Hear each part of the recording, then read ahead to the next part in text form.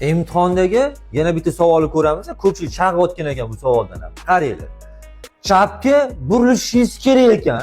Siz qaysi trayektoriya bo'yicha amalga oshirishingiz mumkin ekan chapga burilishda? Buni qaraymiz. Ikki tomonlama harakatlanish bu yerga hop, yo'q ikki tomonlama ekan. Bir tomonlama yo'q tugayapti bu yerdan bo'ldi.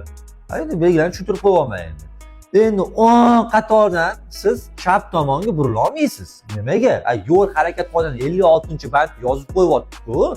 Burilmoqchi yoki qayirib olmoqchi bo'lgan haydovchilar o'sha yo'nalishdagi eng chekka holatni egallash kerak. Chapga burishingiz kerak-ku siz chap trayektoriya bo'yicha V ni egallab turib, uzuq-uzuq qilib bosib, mana chapga burilamiz. Baribir chap tomondan to'g'ri yurib bo'lmaydi-ku. Bu yoq ikki tomonlama hammasi qaytadi-ku. 10 tomondan bunday burib qo'ysa nima bo'ladi? Qoidaga to'g'ri kelmaydi 56-bandga. Tushundinglarmi? Bu vaziyatda biza V trayektoriya bo'yicha. Eslab qo'yinglar, like bosib qo'yinglar, tarqatib qo'yishingizdan ham chiqib qo'ymasin.